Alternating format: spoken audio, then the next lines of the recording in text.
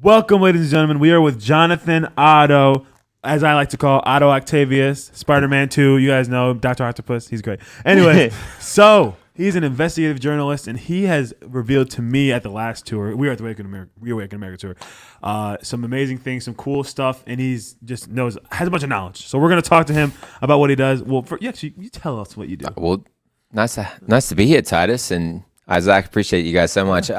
Well, I love investigating things. So I'm an investigative journalist. I'm a filmmaker. People come to watch the films I've been producing. Like, we've had tens of millions of people watch our films because we're getting to what's going on and providing actual results and showing people that have reversed chronic diseases that you would never imagine could be either reversed or put into remission, however you want to see it, but they're back to life normal, whether it's Alzheimer's, dementia, cancer, stage 4. Yeah, are y'all hearing this? Yeah, hold on. Wait. My mind froze for a second. Because it froze because it's like you said, Alzheimer's, dementia, cancer, stage 4. What? Yeah, not just one, stage 4 cancer. Yeah, exactly. So you've been journalism in, go ahead. Yeah. No. You've been investigating like the cause or what it is people are putting in their bodies or what it is that can actually heal them? Like, all of those. And again, like, so some of the people that we're dealing with, they're focusing on various areas. Like, you'll have doctors that are working specifically on cancer. So I'm reporting independently on them. And so I don't have any financial interest with any of them. And so I literally just want to serve the public with the best information. And all the things I'm saying with the doctors is just tell us exactly what they did. And they're revealing that. So it's like basically open source. People can then go, okay, well, look, it's not prescriptive. They're not saying I need to go do this. And sure, it'd be great to do this with the doctor and that kind of thing. But at least the information is out there, public domain. But yeah, it's various different things as to what caused this disease and what has reversed it. Like, for example, one example would be Dr. Rashid Buttar, and he comes to these events, yeah. Right, but he's got 120 to 130 stage 4 and 3 cancer patients that are 10 years past their diagnosis that have gone through his advanced medicine centers. So there's real examples there, and they're using all kinds of interesting therapies. Like, he's using extractions from urine. Human urine? From the person's own urine. He's taking an extraction. The acronym is ARSOTA, and he's taking this extraction, reintroducing it into the body so that the body then can detect what is cancer and not cancer, so it knows how to target. It's basically like night vision goggles. How does one even think to do such a thing? Like, I'm so confused. Yeah, let's just pee in a cup. You have cancer. We'll help you out real quick. Urine. So you said I know, these weird. people have been cured from stage 4 and 3 cancer? Well, they're in remission and they're alive 10 years past their diagnosis. And in a lot of the cases he's talking about, they're actually like super healthy and well. So to this day, they're cancer free. Yeah. And he's got 2 people that are 20 years past their diagnosis, but he used that method with all of the patients basically. That's amazing. And I found it fascinating. The other doctor that was doing it was Dr. Stanislaw Baczynski. Anyway, so that's just an eye-opener. I'm not saying everyone has to do this. And plus, he's talking about a specific extraction method. The analogy that he compared it to was, okay, so the issue with cancer growing in the body, it's growing because the body is not attacking it. And it's not attacking it for some reason. Like, why is the body not identifying this as non-self? Why is it identifying it as self and letting it grow? Okay. And so he referred to that movie. I haven't watched it, but I've seen a part of it where the guy everyone looks like humans, but then he gets these goggles and he puts them on, and then he can see that one's an alien, that one's a human, that one's an alien, that one's a human. Men in Black. That's like one example. I have no idea. I haven't even seen Men in Black. I just assume because aliens and devices. I'm done. Okay, continue. Anyway, exactly. No, keep going. It was one even way more old school than that. Oh, really? Yeah, where and just these goggles could show you which is which, and he was saying like this is the best way to explain how you help the body through reintroducing something, and you have the signature of the tumor in the urine, and when you reintroduce it, it's helping the body to identify self from non-self. And so it's basically giving it the goggles saying this is cancer, and that process is called oncolytic. So oncolytic is specifically targeting cancer cells. Oncotropic is killing cancer cells. So it's a process. I feel so dumb.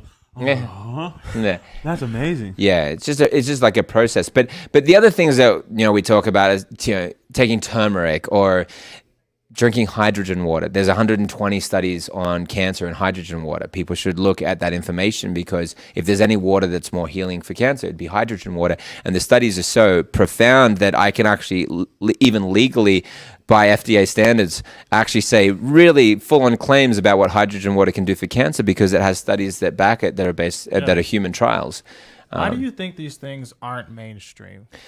Well, there's a lot of money in the pharmaceutical industry, and like cancer, like you can look at all the numbers for them. Cancer is somewhere between, I need to look at the numbers, somewhere between 60 billion plus. Autoimmune disease, these were recent numbers I looked at, but $100 billion for autoimmune disease, because that's over 100 diseases that are classed as autoimmune. So all of those, it's huge. So we'll talk about the money.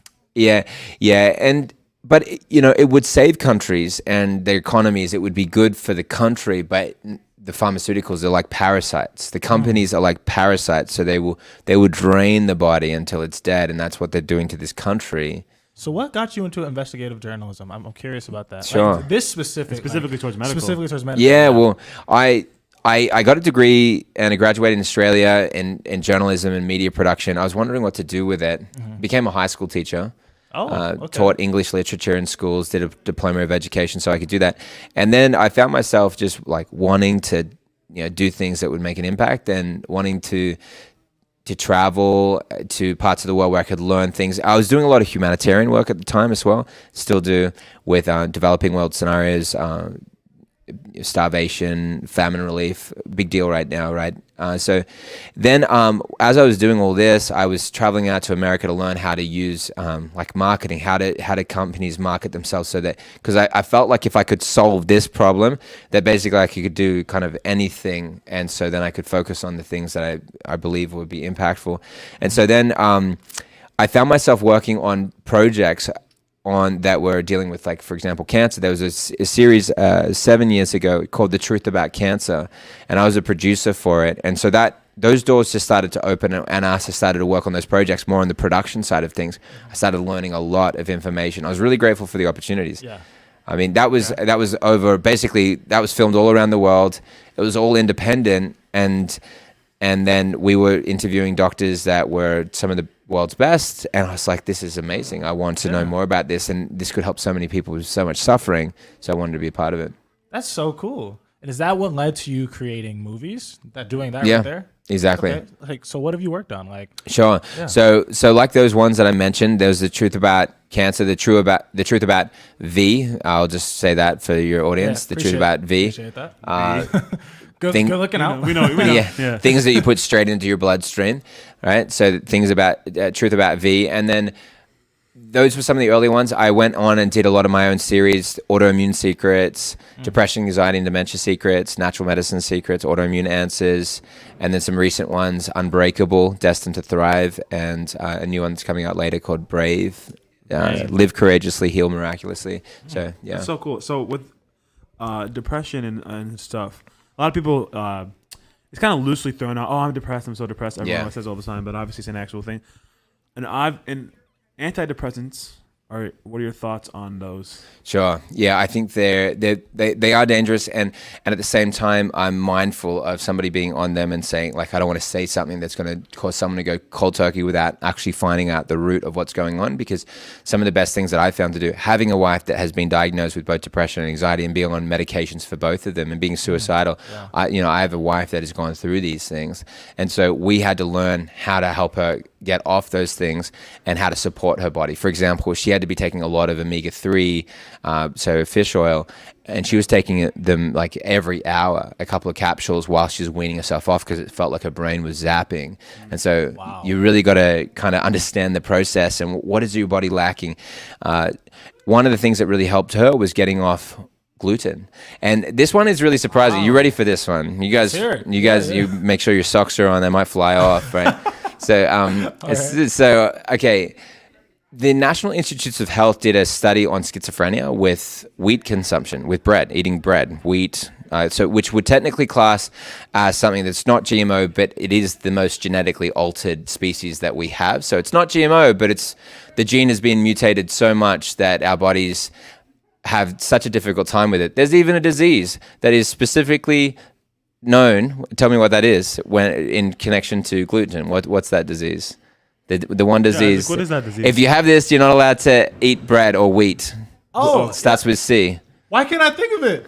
Wait, Isaac. you Are you no, serious? tell me what is it? Isaac, we asked you. No, I know. Me and Jonathan are trying to It ask starts you with like question. this: C, celiac, Maybe I don't know. celiac. Celiac, Isaac. Come on. See, I thought I knew what it was, but I have no idea. That's crazy. Don't act like you know what he's talking about. Celiac. No, Celiac. I wish you didn't say it because I wanted him to prove. No, it was obvious that he didn't know. Okay, thank you. Obvious. Yeah, it was obvious, and it was I like he was clearly putting the spotlight on you, and so it was obvious No, that I he just didn't know. want to educate him. Oh, okay. Educational Yeah. I moment. appreciate that. What you were saying. So if you have celiac disease, people know you can't eat wheat because it's damaging, and so there's no other diseases that specifically. Here's the disease that's caused by wheat, and so I'm saying it's a smoking gun showing you that they know, and it's if it causes one disease and one autoimmune disease, can it cause others? And so 90% of serotonin is created in the gut. So people need to know that if you are eating something that's causing your gut to have issues, that's called gut dysbiosis, for example, which would then cause leaky gut. Then it's been proven that leaky gut creates leaky brain. Now coming back over, Whoa. What? yeah, Wait a minute. How? yes, okay, How does that? I feel Okay. like I need a rerun. We're just Okay, gonna- so it starts with Yeah. the bread consumption. yeah, So it's not good for you. Like I heard a lot of wheat's not good for you anyway. yeah. What did you say? I've heard that wheat's not Yeah. good for you anyway. Exactly. Because of this, because Yeah. of the gene. So what I'm saying is, foods that the genes are mutated, so our bodies can't digest them properly, they become the most damaging things for us because if your body can't break them down, they're going to get into the bloodstream. And they're not supposed to be there. So basically imagine your toilet just draining, like it's, draining through the house. Things are where they're not supposed to be. You wouldn't. Oh yeah. Yeah, you no. got it? No, I'm with you. I understood what you were saying. It's just now I'm thinking about a nasty house full of doo-doo Exactly. and pee. And think about things crossing the blood-brain barrier as well now. Because This is so insane. What is leaky? What's leaking? well, the food is permeating, which is so the leaky gut. The technical medical term is intestinal permeability, which is your gut is permeable. It's supposed to be, but like these things that the body can't break down. These, for example, gluten is the protein. It can't break down this protein because it's I'd call it an alien species, and then it's crossing through the intestinal wall, not being digested, getting into the bloodstream, and it's floating around the blood. And so then you're like, man, I don't know why my joints are so sore, man. So this is everyone, not just people with celiac. Exactly. Okay. Which would be technically called non-celiac gluten sensitivity. Okay. But it's to varying levels. For example, if your gut is like somehow the bottom hasn't fallen out yet and it's holding up okay, you may not be having as much of the effects that I'm talking about. But in an ideal world, and if anyone's just like, yeah, I'm happy, but I'd like to be happier, it's just like, well, this food may actually be contributing to sadness and difficulty in your life. Because studies have been done on bipolar as well and on depression, and it's showing that it actually is a genesis. It's helping to create these things. So, and then the leaky brain is basically you've got this blood-brain barrier. You've got the fact that undigested food in the body and in the bloodstream is then going to inevitably affect the brain. The other reason is that serotonin is not being produced properly because your gut isn't producing it, and serotonin is a neurotransmitter, and so yeah. I'm just This is like at a insane. loss because it's like everyone eats. But like bread. we should all Yeah. know this. Yeah. That's the what I'm sad saying. thing. This isn't Like that's why I'm glad you're common on here because knowledge. nobody knows about this. kind of Exactly. stuff. And I've heard, like, we always hear like the health industry is not like legitimate. There's so many Not things we don't for know. you. But yeah, everyone will argue to the death again for what the health industry says. Like they're like, oh, this will help you. If people are on antidepressants, they need that. They need that, or whatever it is that they need. And it's like, no. I've heard that people are depressed, like you said this. You mentioned this briefly about the foods you're eating can contribute to your depression. Totally. The foods that you're eating can contribute to your disease. And it's like, Nobody asks why. Like no one ever. Like I'm glad you do. That's like what Yeah. you do. Why are you depressed? Where does that True. come from? That's Exactly. like that's lost. well, and a lot of in times our they don't answer. Well, society. people do ask. They'll be like, I just am, or like, I was- I just have the. No, 'cause I've you- always yeah. been depressed. I've always felt this way, and it's like Right. that's not natural. Yeah, for true. you to be just depressed for no reason, and so it's got to be in our food. Right? Yeah, exactly. It could be, and it could be food, and I'll come back to that National Institutes of Health study in a second. Could be the food, could be worldview, like what you've been believing. Yeah. And so I know that was a huge factor for Black me. Lives Matter. People, Oh, there you go. Yeah, they're oppressed. They're mentally enslaving themselves. there you go. Yeah. Yeah, and I'm glad you're speaking up about things like this. So worldview can be huge. For example, if your life is nothing, if you're of no value, let's say if you're like, I don't believe in anything other than what is here, and so I don't think there's anything else. That can have this. You can be depressed when you think you know everything, and you can be depressed when you don't know enough. Like it's so when you think about it, because you think you know everything, and so then it's so limiting, and you're like, this is all there is, and I'm just going to live and die, and there's nothing else, versus this mystery of what if there is something more? What if there's something more beautiful? And then, yeah, so like, but there's this is, if you start to think about these things, even people that are like Christian, sometimes this issue could be like they feel like they're just being judged by God all the time, and so then that creates more pain and anguish. So you could have lots of different factors that are contributing towards depression, and obviously relationships. You could have toxic relationships, so you could be depressed for good reasons. Well, that's 100%. I know that's true. Yeah, that's 100% true. I guess what I meant by that was like those. It's sad that it's sometimes it's not worldview, because that's like, okay, with your experiences and what happens in your life, relationships and stuff, you get depression from those kind of things. It makes sense. You're a human being. But if food can actually change your mood, that's a concerning and a problem. Yeah, exactly. So like, let's see, this one that was done by the National Institutes of Health 30 years ago, it was with schizophrenic patients. And they took a group of schizophrenic patients and they did this test over 30 days where they would put them on wheat, or they'd get them to eat bread for 30 days, and then they would measure the symptoms, and they were mostly symptomatic with schizophrenia. And then they would say, okay, now we're going to take them off bread for 30 days. And then they're off bread for the next 30 days, and watch what happens. They go mostly asymptomatic with schizophrenia. They are not showing up as though they are schizophrenic mostly. And then they think, okay, well, that could be a coincidence. Let's reintroduce it again. So then they do another 30 days where it's reintroduced. Yeah. And they go mostly back to schizophrenic. And then they go off for 30 days. The poor patients. Right. It doesn't stop now. No. Then they do it a third time. Then they don't stop it a third time. Then they do it a fourth time. Finally, then they conclude the study. So, proven every time. Yeah, if you don't want to, be schizophrenic, don't eat bread. Exactly. And when you think about it, what if we're all a little bit schizophrenic? What if we're all a bit bipolar, right? Shouldn't have ate that bagel earlier. Isaac, it's your fault. Why is every interview? It doesn't matter what. You want to know why it's his fault? You want to know why? Yeah, why? Okay. What happened was, no, he had a bagel this morning in front of me, and so he tried to. No. He tried to. Hold on, let me finish. You don't get to say what you're about to say. He tried to give me. He tried to brainwash my mind by putting the image of bagel in front of me. So like, that's called a lack of self-control. So I have to go get it. Lack of self-control. That's all it is. Oh my goodness. Brainwash your brother right there. Yeah, like BB. No, but this is like serious. No, I know that's serious. Yeah, this is a real problem because like bread is so commonplace. Like it's just something you have. You always have it in the pantry. You eat toast. You have it with your sandwiches, burgers, whatever. I've had 6 pieces of bread in a day before. There you go. Like 2 sandwiches and then toast. Watch how you feel, man. If you do what I'm talking about, watch how you feel. And now here's how you do it. Yeah. Okay, so now you're gonna feel like, how am I gonna live now? I love this. No, I don't care. I want to live. Good for you. Okay, great. And okay, so now the easiest thing to do is substitute it. Okay. So a couple of things. One is just like gluten-free bread. You could there's tons of that, and it tastes just as good, or arguably better. Yeah, or, really? Yeah, it's in the same league at the very least. And your taste buds adjust. I can't eat that other stuff. I mean, it tastes good, but I just don't have body any. probably reacts negative. Yeah, true, and I just don't desire it. It's like, why would I eat it? Though, when I eat, in my opinion, I could be completely off. When I was eating healthier, I noticed like my body, when I would eat junk, like I go get fast food or something, or my body would feel.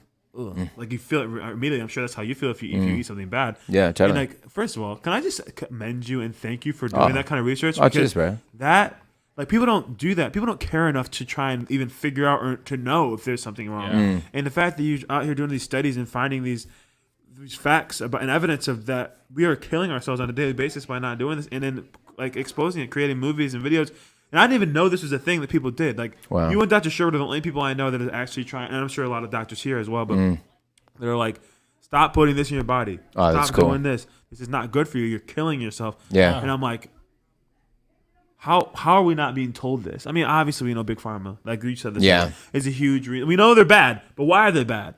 Well, Because of what you're telling us right now. Well, exactly, and this one wasn't even done by pharma. Like, this is like the food industry, and and it was all in the name of trying to save the world. The Nobel Peace Prize was won for the genetic mutation of wheat in the '60s, and so it was designed. They took it from a head-high plant down to a knee-high plant. Now it yields 8 times as much as it did in the past. You play in God and watch what happens. Then they make it yield an excessive amount of the protein in it, which is called gluten, in order to try and feed the world, so give more protein into the world. But here was the backlash of that, and it never really got used in that way. There's lots of ways to help with world hunger. This is not one of them. No. If at the end of the day you're gonna potentially have schizophrenia or just be depressed or all these other things, why on earth are you winning a Nobel Peace Prize? I'm genuinely confused. Yeah, exactly. I don't know if those studies were done like immediately. Exactly. No, they came just a little bit later. But they didn't know. But they should. What they were doing. They just did it. Well, true. And then you look at, there was this project by the CIA called MK. It was part of MK Ultra, but it was a different project. It was Delta, MK Delta, and it was this in France. It was called the poison bread, and they literally were inducing all kinds of mental illness through bread consumption, and people went into mental wards and things like this, like where they were kind of basically ruined from whatever they were doing with experimenting with gene mutation and how it affected mental illness. And so super dark, super strange. People can look into it. But it does appear that there is some attack there, and there is it has an effect on us. On the other hand, it could just be that people just did that. But the reality is, at the end of the day, we get to choose. And for example, you can put all different kinds of things in your home. You can get the ancient grains, einkorn. Dr. Jana Schmidt, she was here. She's like, she loves that. She thinks it's one of the most healthy foods you can possibly eat. It's called einkorn. Einkorn, it's been around for thousands of years. It's never been altered, and einkorn is one of them. So you could just get einkorn bread. You'd have to be a bit more intelligent about the process. You'd have to get it from somewhere else. It wouldn't just be there in Walmart. Yeah, but spelt bread might be, and spelt bread was discovered in 700 BC. It was never altered, so it's an ancient grain. There are alternatives. So, question for myself selfishly, and for us, can you write us a list of a diet to eat? Oh, sure. And we'll just follow that for the rest of our lives. Oh, that's so cool. No, because I'm trying to be healthy, man. I prioritize my health over taste nowadays. Honestly, oh, good for you. And I don't know. I mean, hopefully, I'm sure there's ways you can make it taste good. But it's just food was never meant.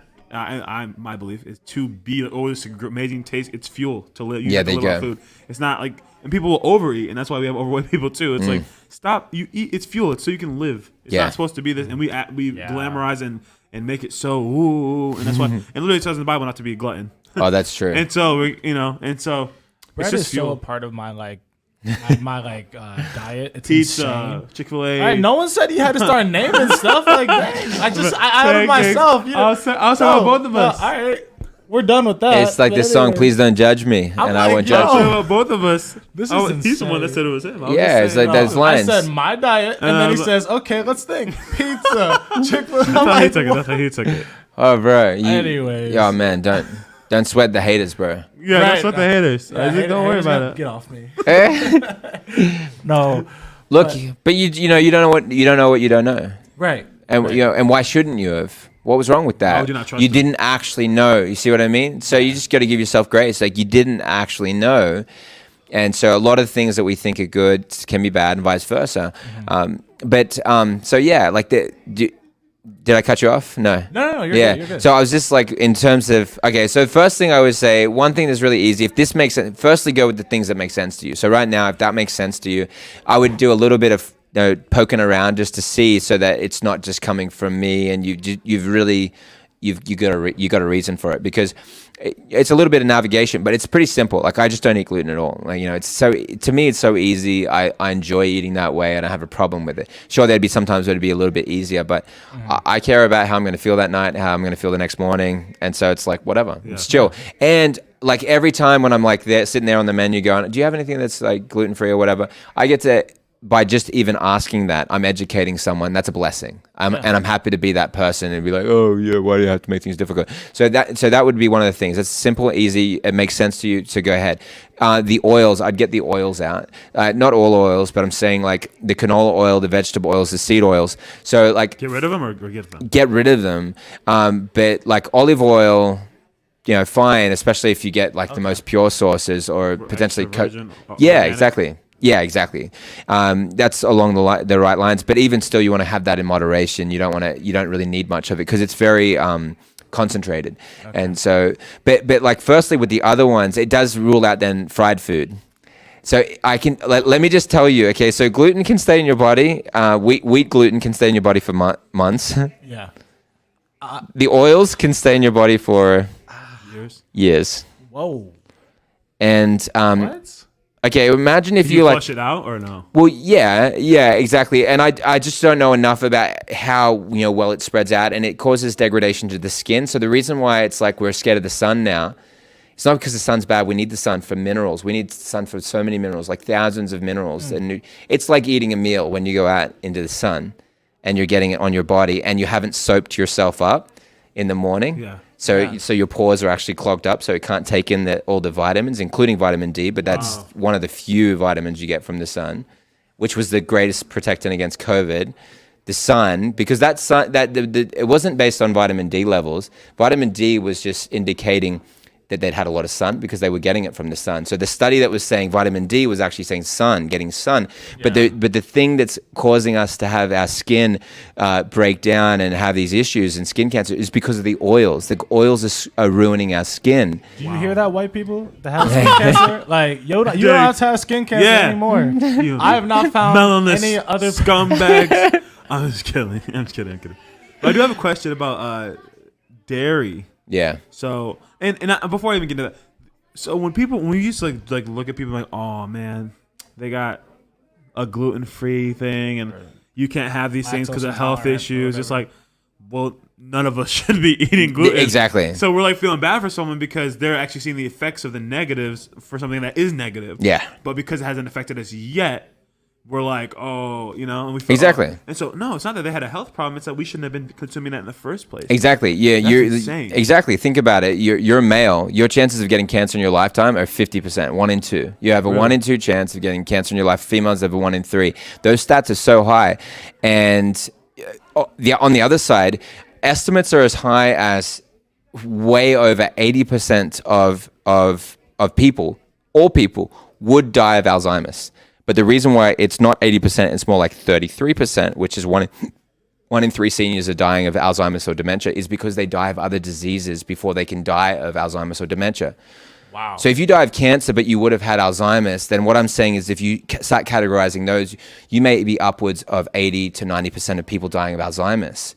And so, like, why are we okay with being a part of the statistic? I'm not okay with that. That is, man. I didn't even know that was a statistic. I didn't know that either. That's terrifying. That's 1 in 2. High. Yeah, 1 in 2 for cancer. To get cancer, not to die of cancer. So, but then that would range from anything that would be you could get rid of it without too much effort to things that would be classed as terminal, which I don't believe are necessarily terminal, but they can be very difficult to undo. Yeah, but you got your own pee injected in you, and you can make it. Yeah, exactly. Right. No, but I mean, hey, that's what's so depressing because Rashid Buttar, I met him in Oklahoma a few months ago, and he got banned off YouTube. Yeah, exactly. I don't know what he said exactly, but it's like this world is sick, man. Yeah, true. That's sick. So sick. Yeah. You can find a way to cure or at least produce a remission. Yeah. And you're gonna hide that from people. So evil. That's disgusting. Well, speaking of that, I went to court with a Dr. Stanislaw Baczynski in Austin, Texas, and he was on trial.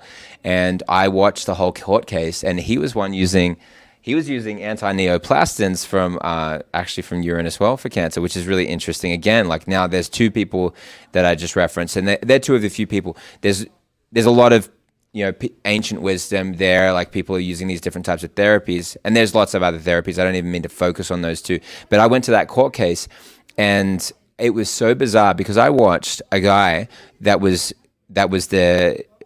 what do you call the person that takes someone to court? Anyway, so he was the defendant. They were the Oh, I know what you're talking about. yeah. Anyway, they'll fill in the blank. So he was having to defend himself against the guy that brought the case. And the guy that brought the case actually had no idea of what he was bringing before him. Like, he didn't have any reason for it or that we could detect. Yeah. But when he was asked, well, like, you're saying based on something like these 8 patients and their negative experiences with Dr. Baczynski that he should lose his license. But tell me about, can you tell me about any of the cases of these 8 people that you're saying? And he doesn't know a single one of the cases. And so what you realize that he was set up by the Texas Medical Board and to do this and be the guy because they need a face for the case, but it's actually them that are trying to get his license because he's taking money from the state, and that's how they go after these guys. And and the guy himself, the guy that's taking the case, he looks like he's died. He, to me and to the rest of us, looked like he had cancer and that he looked terminal. And so we wondered whether he had taken the case to get the money, but because he was going to die, but yet he was still, we don't know that for sure, but everything about it was weird, and it was just really eerie to be in that case. And he was a good man, good doctor. Yeah, that is insane. I mean, we know we live in a fallen world, and it's people's corruption and evil. But it's just sad when you see it real time. And honestly, I don't know if some of these doctors are necessarily evil because this is what they're taught to be true. Oh, that's true too. Yeah. In school, like when you tell a doctor something that they went to school for 12 years for, and then you're like, well, actually, that's wrong. Yeah. And you're like, what are you talking about? Like, where's your degree? But then it's like, it's wrong based off statistics. Like, you can go to college all you want, but if your track record is your dying rate is higher than this guy's dying rate. Yeah, exactly. Yeah. Well, maybe it's not that you're a bad person or that you're a bad doctor, but you're lacking information. Let's change it up. Let's switch it to this. But they don't want that. Yeah, exactly. He was doing brain cancer. His rates were like 30% of people like in remission, and I think they used the 5 years. And this is some of the films I watched and some of the documents I saw him present and things like that. But then if you look at conventional medicine, what their rates are for brain cancer, it's 0.00, and you got zeros before you got a number. So 30% versus 0. Yeah. All right.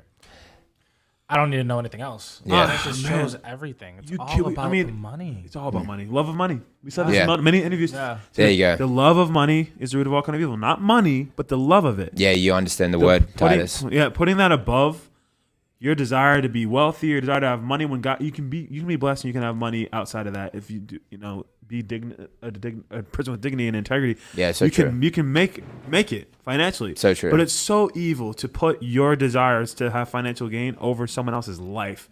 That's just disgusting. Man. Yeah, exactly. And as soon as you do that, as soon as you love money more than people, then you'll do it. It's just going to happen, and it's just a matter of time. You do it once, you'll do it again. Yeah, and I, a lot of people would say, yeah, cool. If I made a lot of money, I'd just do it once or twice, and then I'd move on. I'd be like, well, you just no, it's not worth it. Yeah. That moment defines you. Yeah, exactly. Because if you did it once, you'll do it again. Why not? I'm not saying you can't be like people can't change, but like that, don't get this. Like you just said, it's a slippery slope. Yeah, super easy. This is sad, man.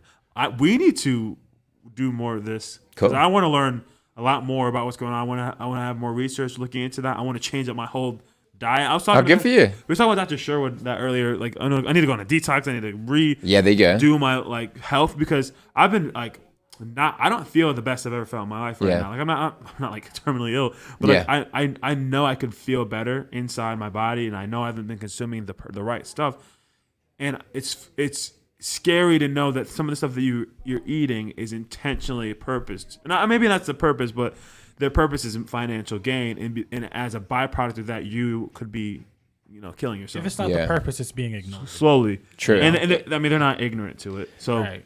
Yeah, exactly. And you get to choose and you get to decide what you want to put in. There's only so much you get to put in. Why don't you put in something that's going to be beneficial to you? Yeah. And then the things to put in more of is obviously the vegetables and the fruit, and as much as you can organic. But watch what happens, Isaac. It's gonna be a fight, but I'm gonna do it. Like, I want to live. I can promise you something, Isaac, that your taste buds will change. Really? You're in command of them. You are. That's a thing. That's a thing. No, okay, I might sound really dumb right now. It's two different things. It's like it's the spiritual part, but it's the actuality is your body is craving that which is the environment of. So the microbiome is dictating the taste. The desire for taste.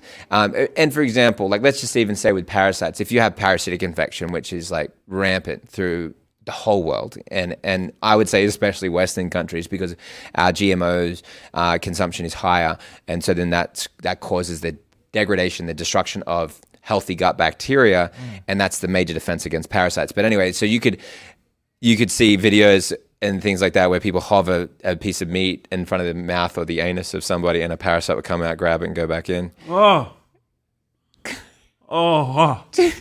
That's gross. I've seen like tapeworms things. Yeah, there you go. Coming out of a nose or a mouth of someone. I'm like, I used to be terrified growing up. I was like, I hope tapeworm never is in my body.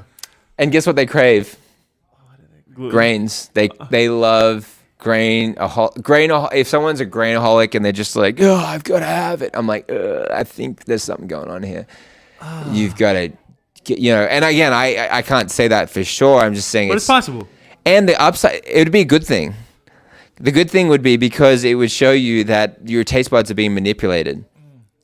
Like, for example, get ready for this one. I don't know if I'm ready for this. National Geographic showed that ants can actually have their minds taken over by parasites. They actually will control the mind of the ant and do what it wants it to do. So when all the other ants are going to bed, it decides that it's going the opposite direction, and the parasite has taken over. It's a liver fluke that it's eaten from a snail or something, and it's gotten this in it.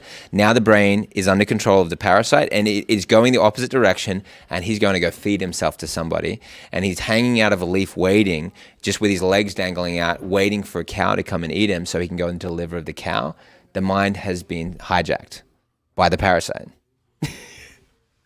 That's some real super villain type stuff, yo. Okay. So it takes over the ant, then it goes into the cow, takes over the cow's mind, and then... Yo, you ever see that show, Peacemaker? So you know where I'm going with this. Okay, so then... And then you eat the cow. And then it takes over my mind? That's a good question. I don't know. Whoa, I didn't even think of that. Are we all mind controlled by a parasite? Okay, I'm not saying it's happened on a mass scale. I just want to know if it's possible. I don't think it's possible for larger organisms to have their minds controlled. I've only ever seen it in small species. I've seen it in like snails and ants, but I have not. Even in other animal life, I haven't seen that they can. Mice, actually. Oh. You mean our test subjects before humans? Just naturally. So the Toxoplasma gondii parasite will actually cause the mouse to lose its fear of cats. Because it wants to transfer into the cat. That is wicked. Yo, Jonathan. Jonathan, what do you... Whoa. All right, now get this. Okay. More. Okay, so if you have the Toxoplasma gondii parasite, which is estimated to be in over 60 million Americans. It's because it's common from cats. It's called the cat poop parasite because people have cats in their homes. And this is why you shouldn't own cats. That'll never be an issue for me because I hate cats everywhere. No. Do you have any friends that have cats in their homes? Not anymore. This will never be. Have you ever kissed a girl that has cats in her home? Okay. Look, I'm just... No. I have, dang it! No!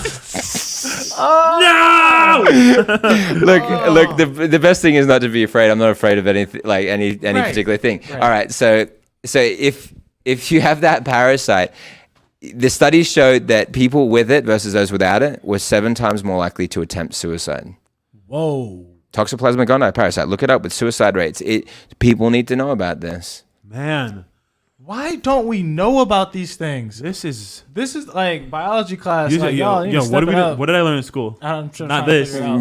Yeah. Stuff that's actually useful to know. Yo, okay. First, don't get a cat. We've been going for literally almost 40 minutes. Oh my goodness. But I want to know more. So, one, can you tell everyone where to find you, where they can find this information? And 2, can you commit to another interview with us? Oh, I'd love to. I'd love to. Anything for you, Titus. Anything for you, Isaac. So, tell them where they can find you, with all the movies and books or whatever research that they can find. Yeah, sure. I'm sure they're gonna want to know all of this. Yeah, absolutely. Like, so you can get like our free documentary series on a few different sites. For example, one is unbreakableseries.com. So it's pretty easy to remember. Unbreakableseries.com. That's dealing with a lot of like some of the big issues that are happening with the things that are going on right now. I can say that much. That's as much as I can say. Autoimmune Secrets or Autoimmune, that one, autoimmuneseries.com, dealing with autoimmune disease.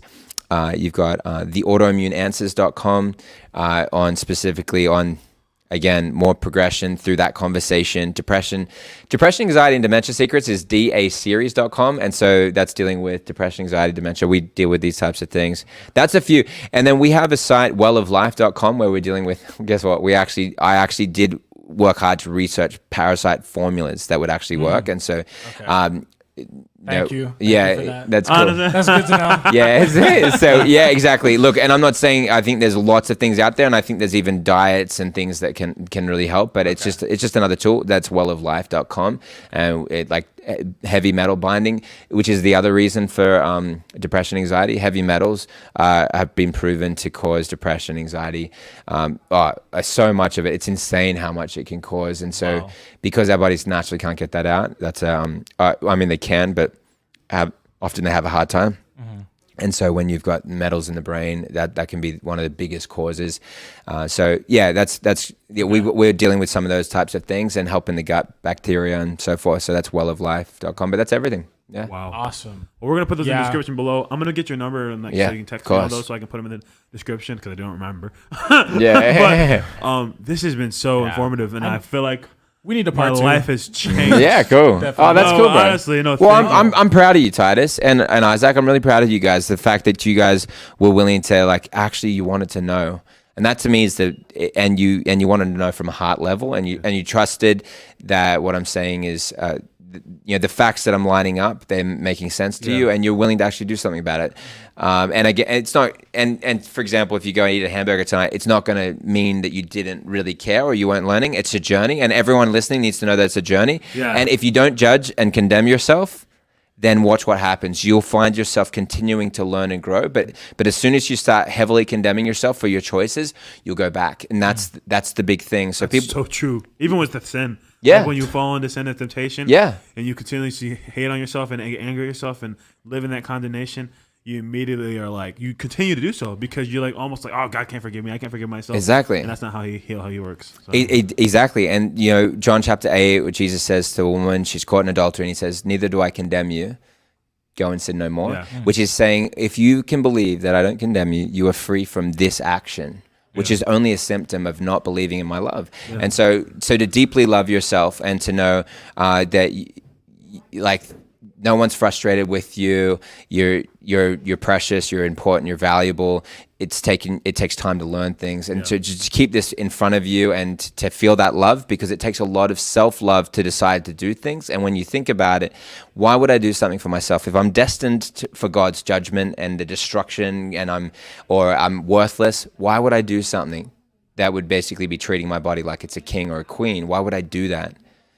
So have the truth that backs up the action. I'm loved of God, cherished. God is not seeking and will never harm me, and I'm precious to God. So therefore, I'll do all these things because I'm worth it.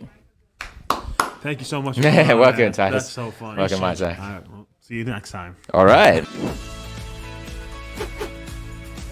Many people know about our clinic, but most don't realize we help patients around the globe reach their health goals. Deep down, you know there's got to be a way to get there, but you don't know where to start. Our starter plan is the first step. You'll get everything you need to experience a health transformation in 120 days. You'll start by resetting your health with a 2-week detox. Then you'll implement our proven anti-inflammatory food plan. On top of this, you'll get a 120-day supply of essential supplements, omega-3, and vitamin DK, as well as our homeopathic drops to accelerate your health goals.